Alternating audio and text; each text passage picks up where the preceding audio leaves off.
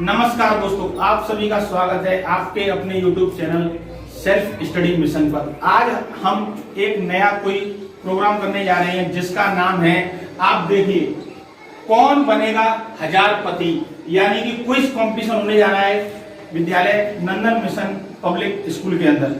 आज यहाँ पर बच्चों के सबके और गुरुजनों के साथ मिलकर एक हम प्रोग्राम का आयोजन कर रहे हैं जिसका नाम है कौन बनेगा हजारपति। और इसके होस्ट हैं हमारे श्री अंकित सोलंकी जी, जो इस प्रोग्राम को होस्ट करेंगे। और आप सभी देखिए, बच्चे शानदार तरीके से बैठे हुए हैं और अब प्रोग्राम बस स्टार्ट होने ही वाला है। देखिए बच्चियां भी इस तरह बैठी हुई हैं, अब प्रोग्राम स्टार्ट करते हैं।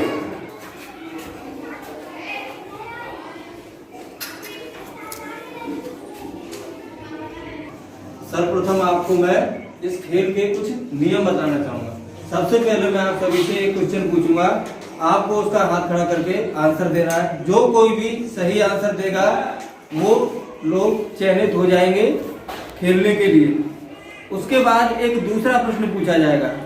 दूसरे प्रश्न में जो सबसे पहले आंसर देगा वो हॉट सीट पर आने के लिए चयनित होगा। केवल एक विद्यार्थी चयनित किया जाएगा। उसके बाद जब हॉट सीट पर विद्यार्थी आ जाएगा, उसके बाद टोटल 15 क्वेश्चन उससे पूछे जाएंगे। अगर वो सही आंसर देता जाता है तो, अगर जैसे पहले क्वेश्चन का आंसर उसने दिया तो उसको 1 रुपए का इनाम पक्का हो जाता है। उसके बाद जब दूसरे क्वेश्चन का आंसर देता है तो 5 रुपए, तीसरे का आंसर देता है तो 10 रुपए। ये 5 क्वेश्चन का आंसर जब वो लगातार दे देता है तो उसका 30 रुपए जो है वो मनी बन जाती है। वो उससे कोई छीन नहीं सकता है, 30 रुपए उसको मिलेंगे ही मिलेंगे अगर 5वें क्वेश्चन तक वो पहुंच जाता है तो। अगर चौथे क्वेश्चन पर अगर गलत आंसर दे देता है तो उसको 1 भी रुपए नहीं मिलेगा। मतलब 5 क्वेश्चन का आंसर देना जरूरी है। ऐसे ही 13वें क्वेश्चन तक पहुंच जाता है तब 1000 रुपए पक्के होंगे। ठीक है, तो शुरुआत करते हैं इस गेम की। सभी आंसर देने की कोशिश करेंगे, अपना हाथ ऊपर करेंगे। ठीक है।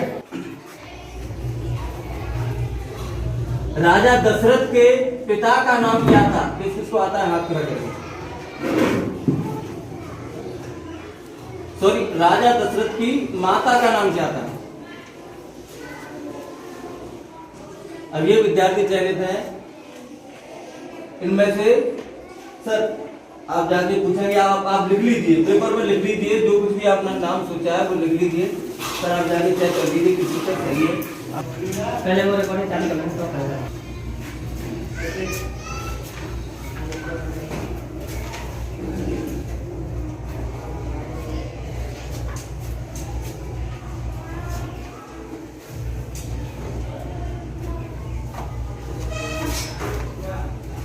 ठीक है, अब अपने चयनित विद्यार्थी आ चुके हैं। अब केवल इन्हीं विद्यार्थियों को उत्तर देना है जो मैं प्रश्न पूछूंगा। और जिस तरीके से पूछूंगा वो पहले ध्यान से सुन लीजिएगा। जो भी मैं प्रश्न पूछूंगा उसमें से किन्हीं जो उत्तर दूंगा उनमें से आपको उनको क्रम में जमाना है। ठीक है, जो भी सबसे पहले क्रम में जमा देगा उसे सुन लेना, बड़े ध्यान से सुनना है। उसके बाद आंसर देना है। पहले लिखना आप स्टार्ट करेंगे। अब वर्ष भर में मनाए जाने वाले त्योहारों को जनवरी से दिसंबर तक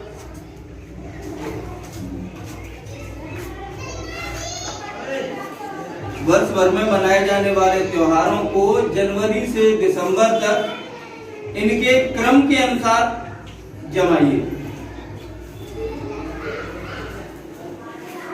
पहले कौन सा आता है, उसके बाद कौन सा आता है, उसके बाद कौन सा आता है, इस क्रम में आपको जमाना है। ठीक है, तो सबसे पहले जमा देगा वही विनर है।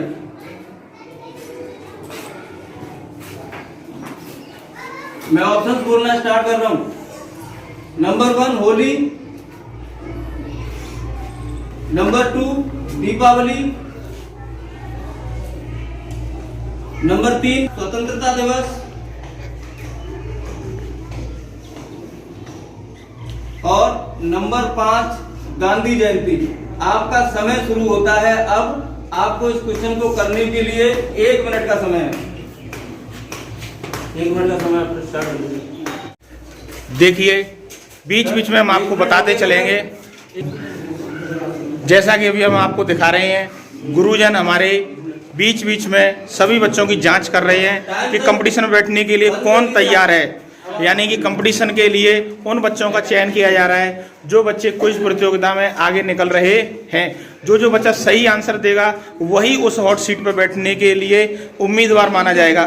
तो पहले उम्मीदवारों का चयन किया जा रहा है प्रतियोगिता के माध्यम से, जभी जाके वो बच्चा इस हॉट सीट पर बैठ पाएगा और जाके वो जाके हजारपति बन पाएगा। ये प्रोग्राम है। देखिए ये बच्चे हैं, इनका चयन हुआ है। अब इनसे आगे और क्वेश्चन पूछे जाएंगे, जब जाके ये बच्चे हॉट सीट पर बैठ पाएंगे। डॉक्टर राजेंद्र प्रसाद। ठीक है। अब चयन होते हैं परमार का, वो हॉट सीट पर आने के लिए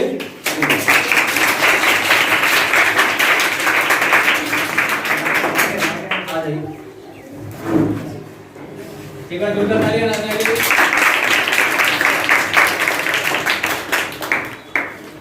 खेल के नियम मैं पहले ही बता चुका हूँ। यहाँ से हम अपना खेल स्टार्ट करते हैं। 4 ऑप्शन है, दूसरा से कोई मदद ले सकते हैं। पहले 5 क्वेश्चन तक समय मिलेगा केवल 30 सेकंड। उसके बाद अनलिमिटेड समय मिलेगा। अगर 5 क्वेश्चन के बाद 5 क्वेश्चन तक पहुंच जाते हैं तो उसके बाद अनलिमिटेड समय है सोचने के लिए। पहला क्वेश्चन है, टीपू सुल्तान मैसूर का शासक कब बना? आपके ऑप्शंस हैं 1781, option B 1780, option C 1779, option D 1782। Option D lock कर दिया जाए।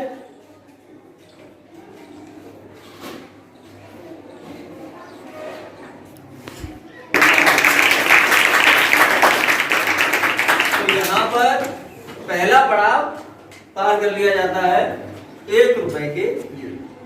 ठीक है, अगले पड़ाव की तरफ हम बढ़ेंगे। दूसरे क्वेश्चन के लिए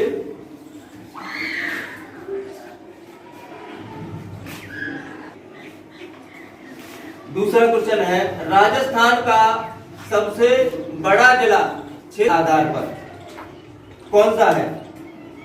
option A Dholpur, option B Udaipur, option C Jaisalmer, option D Jaipur. Option C कौन सा? Option C Jaisalmer. जैसलमेर एकदम सही जवाब है।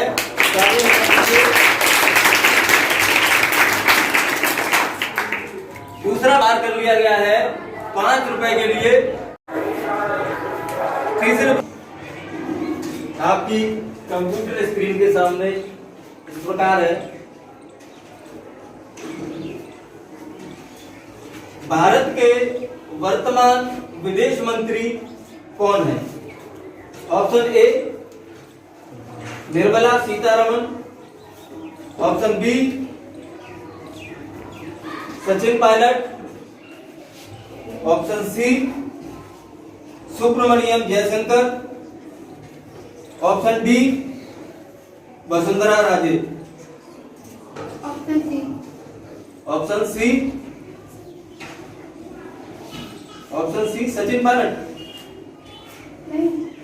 मैं दोबारा से प्रश्न बोलता हूँ, भारत के वर्तमान विदेश मंत्री कौन है?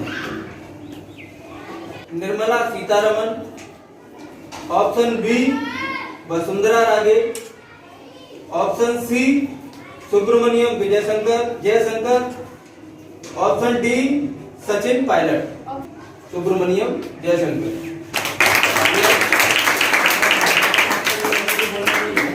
50-50। आप क्वेश्चन के 4 जो विकल्प है उनमें से 2 को हटा सकते हैं। 2 जो गलत विकल्प है उनको हटा सकते हैं। आपके सामने केवल 2 विकल्प रह जाएंगे, उनमें से आपको उत्तर चुनना है। दूसरी लाइफ लाइन है ऑडियंस पोल। ऑडियंस पोल, आप सभी सामने ऑडियंस बैठी हुई है, इनसे सलाह ले सकते हैं। जिनका भी वोट ज्यादा रहेगा वो उत्तर माना जाएगा। तीसरी लाइफलाइन है कर सकते हैं, मतलब क्वेश्चन आप बदल सकते हैं। अगर क्वेश्चन ज्यादा हार्ड है तो दूसरा क्वेश्चन आपके लिए देखिए जाएगा। चौथी लाइफलाइन है एक्सपर्ट, और आपके बैठे हुए हैं यहाँ पर श्रीमान अमित सर, अनिल सर, इंसाफ सर और दीपक सर और अपने सोनू सर। इनसे आप सलाह ले सकते हैं, जो भी सही उत्तर होगा ये आपको सही सलाह देंगे अपनी जानकारी। तो आराध्या परमार ने अब तक तीसरा पड़ाव पार कर लिया है। चौथे पड़ाव के लिए अगला प्रश्न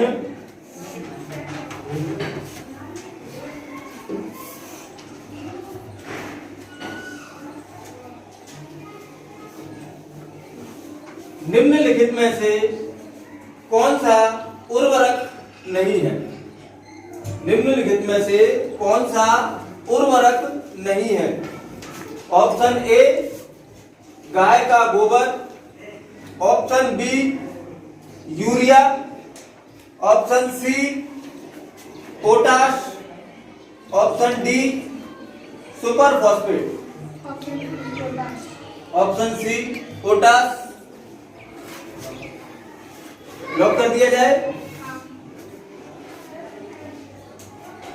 ये बिल्कुल सही आंसर है।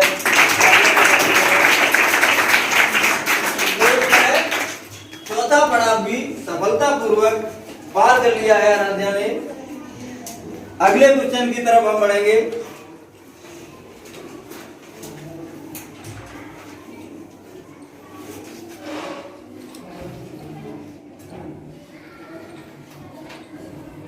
दिल्ली का कमल मंदिर, दिल्ली का कमल मंदिर किस संप्रदाय से संबंधित है? दिल्ली का कमल मंदिर किस संप्रदाय से संबंधित है? ऑप्शन ए बौद्ध समुदाय, ऑप्शन बी पारसी समुदाय, ऑप्शन सी बहाई समुदाय, ऑप्शन डी हिंदू समुदाय। ऑप्शन सी बहाई सही आंसर है।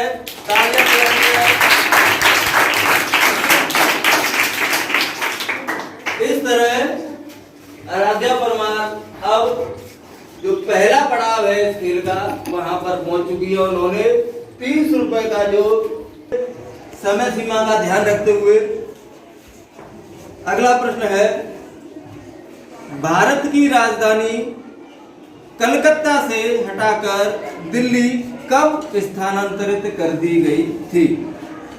कलकत्ता से हटाकर दिल्ली भारत की राजधानी कब स्थानांतरित कर दी गई थी? 1905, 1911, ऑप्शन सी 1916, ऑप्शन डी 1902, 1905, 1911, 1916 या 1902।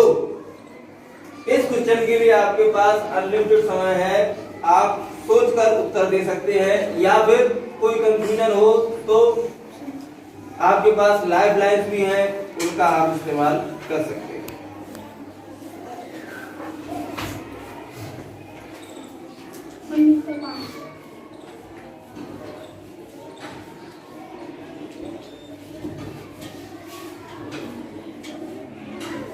फिर से कहना चाहूंगा, लाइफ लाइन का इस्तेमाल करना चाहते हैं तो कर सकते हैं।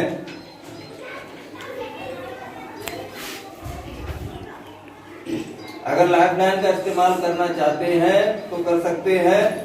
अगर आप इसी आंसर को लॉक करना चाहते हैं तो आप कर सकते हैं। कौन सी लाइफ लाइन लेना चाहेंगे आप? Expert opinion. एक्सपर्ट ओपिनियन के अनुसार हमारे कंप्यूटर महाशय इस प्रश्न को एक्सपर्ट जी के पास ले जाएंगे।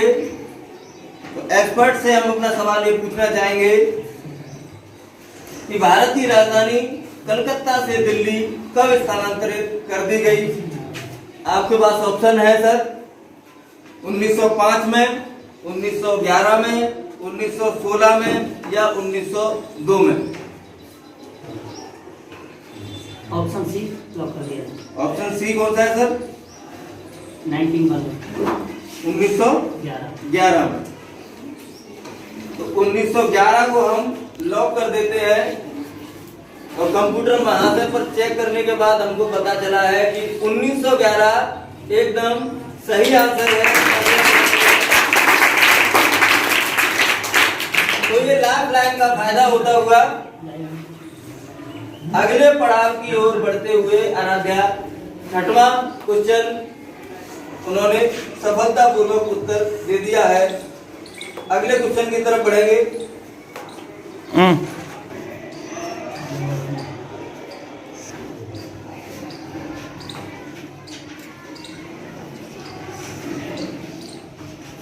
अगला क्वेश्चन, उस्ताद जाकिर खान का नाम किस वाद्य यंत्र से संबंधित है? किस वाद्य यंत्र से जुड़ा हुआ है?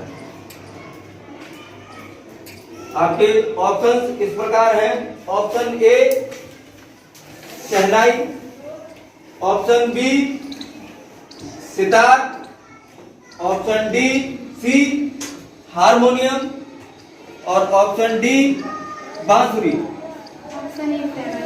ऑप्शन ए शहनाई।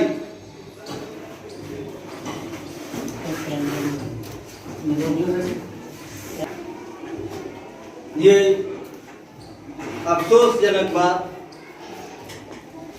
अफसोस के साथ कहना पड़ रहा है, ये गलत उत्तर है। उस्ताद जाकिर खान का नाम शहनाई से न संबंधित होकर तबला से संबंधित है, तबला वादक जाकिर खान।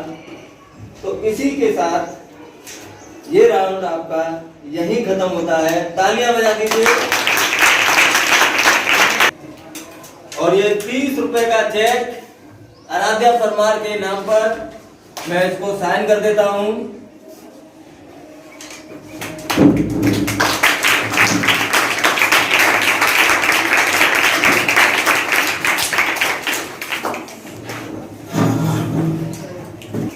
अब दोबारा से हम उसी राउंड पर पहुंच जाते हैं जहां पर मैं आपसे फिर से एक प्रश्न पूछूंगा और आप सभी के पास दोबारा से एक चांस है यहाँ पर बैठने के लिए। तो हाथ ऊपर करना है।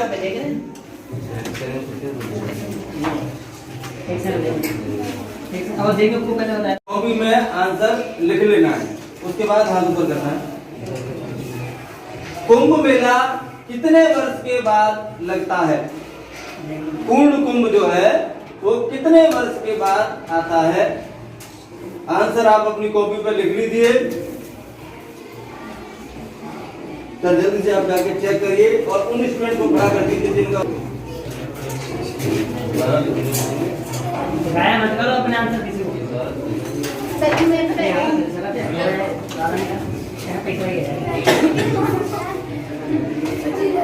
जिनका उत्तर सही है केवल वो खड़े हो जाएंगे।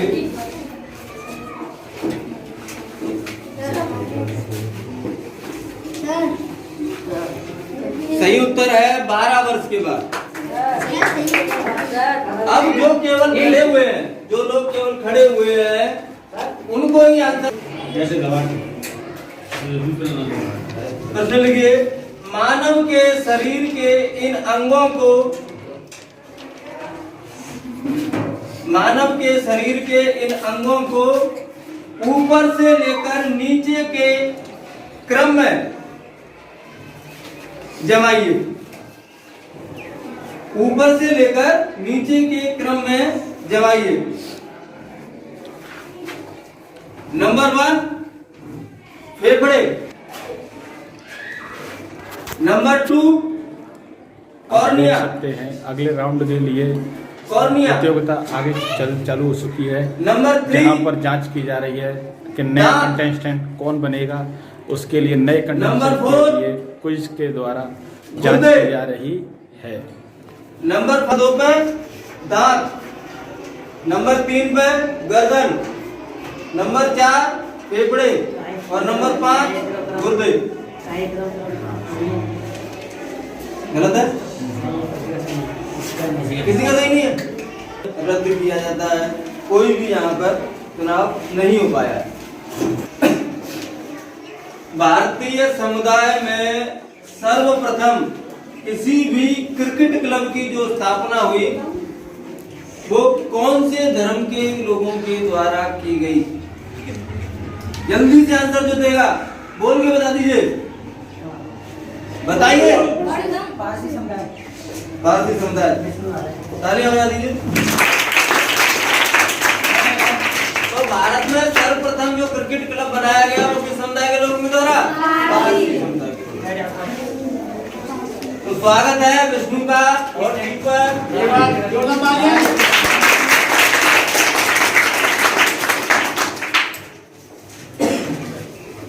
पांचवें क्वेश्चन पर दूसरा पड़ा हुआ है 13वें क्वेश्चन पर।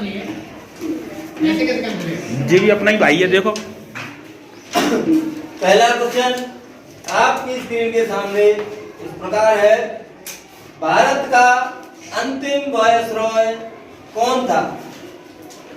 अंग्रेजी सरकार का भारत में जो अंतिम वायसरॉय था वो कौन था? आपके ऑप्शन इस प्रकार हैं। Option A Lord Canning, option B Lord Mountbatten, option C D टिपन, option D Lord Wellesley. Option B नाम बोल के बताएंगे। Lord Mountbatten. लॉर्ड माउंटबेटन बिल्कुल सही जवाब है।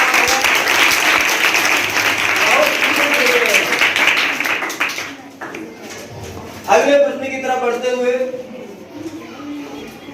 अंग्रेजों के भारत आने से पूर्व देश में किसका शासन था? अंग्रेजों के भारत आने से पूर्व अपने देश पर किसका शासन था? ऑप्शन है हिंदुओं का, ऑप्शन बी हिंदू, मुस्लिम और ईसाइयों का, ऑप्शन सी केवल मुस्लिम का, या ऑप्शन डी हिंदू और मुस्लिम दोनों का। Option D. Option D Hindu और मुस्लिम दोनों का, यह आंसर बिल्कुल सही है। तीसरे प्रश्न की तरफ जल्दी से बढ़ते हुए, वर्षा ऋतु में उगाई जाने वाली फसलें क्या कहलाती हैं? उनको क्या कहा जाता है? ऑप्शन हैं आपके। ऑप्शन ए रबी की फसल, ऑप्शन बी मौसमी फसल, ऑप्शन सी मानसून की फसल, या ऑप्शन डी खरीफ की फसल। ऑप्शन डी खरीफ की फसल। ऑप्शन डी खरीफ की फसल। कंप्यूटर महाशय को ये ऑप्शन मैंने लॉक करने के लिए भेज दिया गया है, पर ये भी सही आंसर है।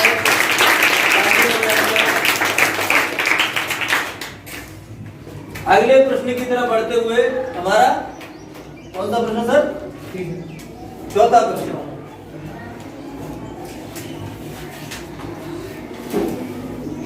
भगवान राम, रामायण आपने पढ़ी हुई होगी, भगवान राम के गुरु का नाम क्या था?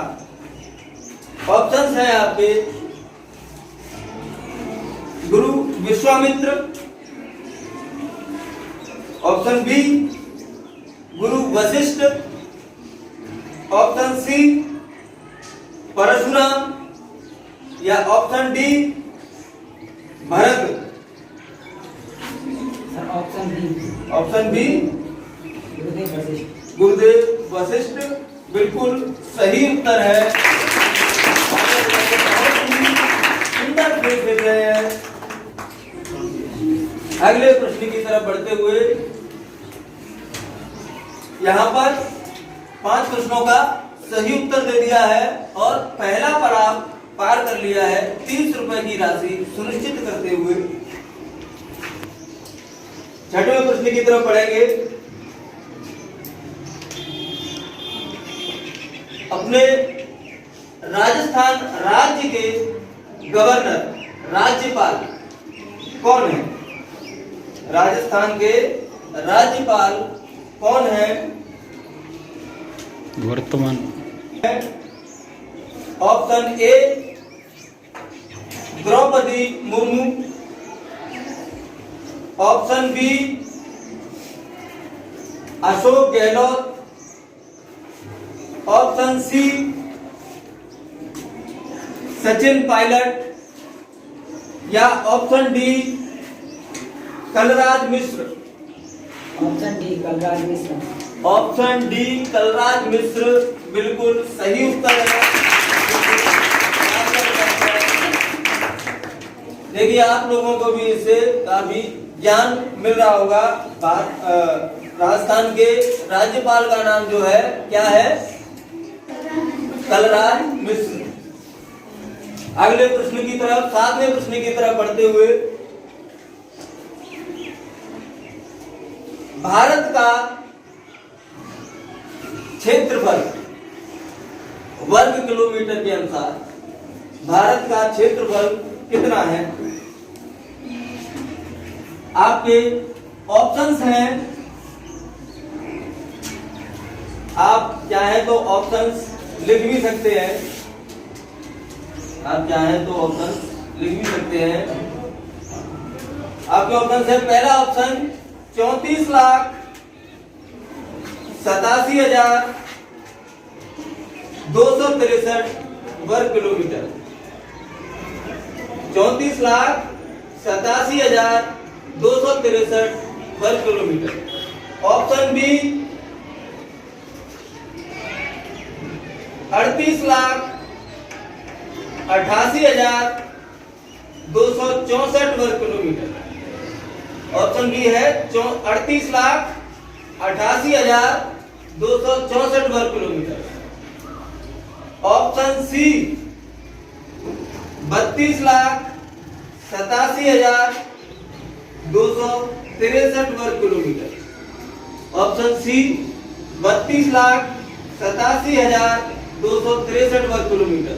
और ऑप्शन डी है 23,86,264 वर्ग किलोमीटर। 23,86,264 वर्ग किलोमीटर। आपसे उत्तर लेने से पहले मैं ऑडियंस से पूछना चाहूंगा, ये उत्तर किस किस को आता है? आप हाथ खड़ा कर सकते हैं। बहुत सुंदर। अब मैं आपसे उत्तर लेना चाहूंगा, आपका उत्तर कौन सा है? Option C. Option C. Option C कह रहा है 32,87,263 वर्ग किलोमीटर। ये बिल्कुल सही उत्तर है।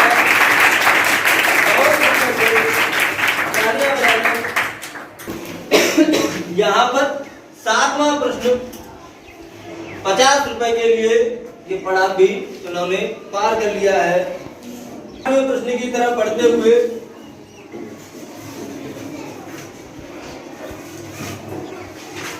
आठवां प्रश्न थोड़ा और कठिनाई के स्तर पर बढ़ते हुए, राजा हरिश्चंद्र के लिए उपाधि एक दी गई है सत्यवादी।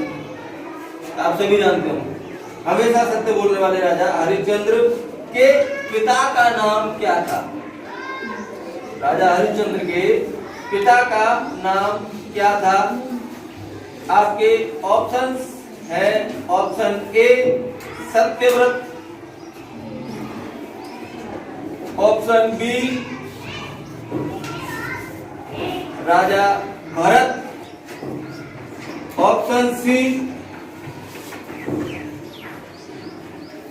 मुनि या ऑप्शन डी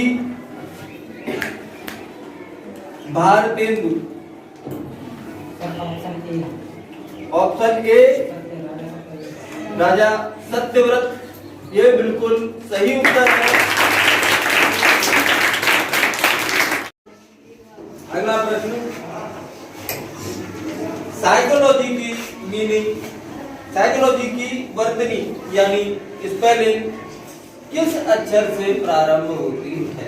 इंग्लिश के अंग्रेजी के किस अक्षर से प्रारंभ होती है?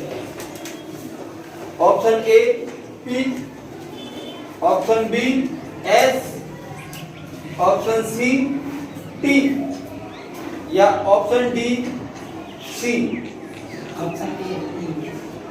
ऑप्शन ए पी, ये बिल्कुल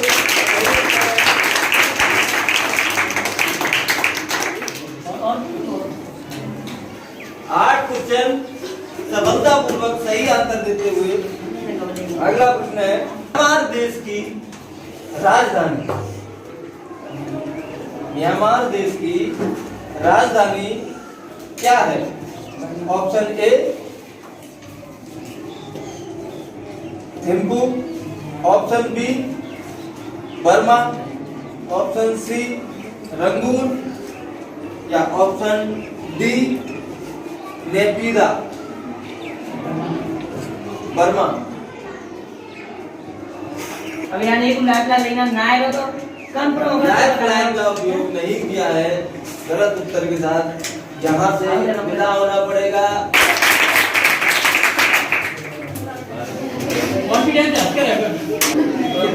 देखिए बड़ा ही बच्चों के अंदर जोश है, आप देख सकते हैं सभी बच्चे कितने खुश नजर आ रहे हैं इस प्रोग्राम को देखते हुए। अब आप पीछे बिल्कुल विष्णु हॉट सीट पर बैठ गए हैं और इधर अगले प्रश्न की तरफ अंकित सर चालू कर रहे हैं। 10वें प्रश्न की तरफ बढ़ गए हैं जो है 300 रुपए के लिए। 1225 का वर्गमूल कितना होता है? 1225 का वर्गमूल कितना होता है? आपके ऑप्शंस हैं, ऑप्शन 1 25, ऑप्शन 2 35, ऑप्शन 3 45, ऑप्शन 4 30।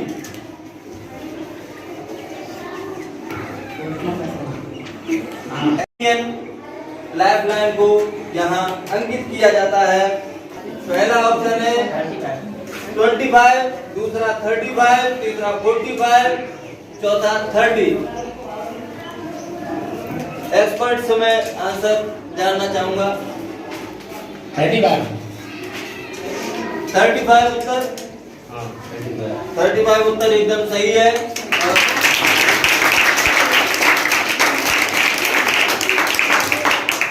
ये 10वां क्वेश्चन का भी सफलतापूर्वक उत्तर देते हुए एकमात्र हमारा बड़े प्रश्न, राजस्थान दिवस किस तारीख को मनाया जाता है?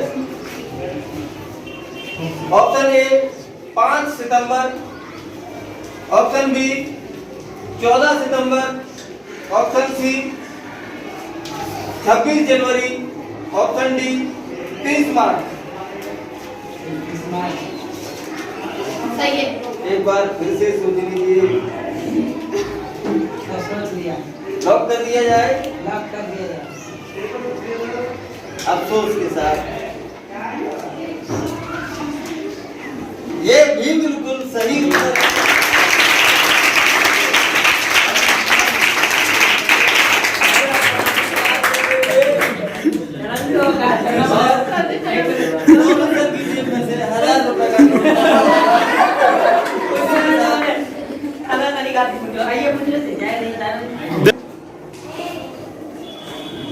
भारत के तीसरे राष्ट्रपति कौन थे? आपके ऑप्शंस इस प्रकार हैं। Option A Abdul Kalam Azad, option B Zakir Hussain, option C V V Giri, option D Giani Zail Singh.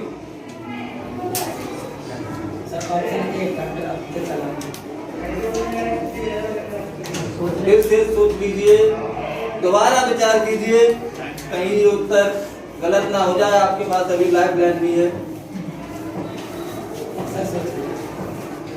सोच लिया है?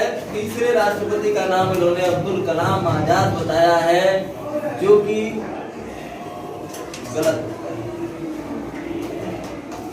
ये खेला यही समाप्त होता है।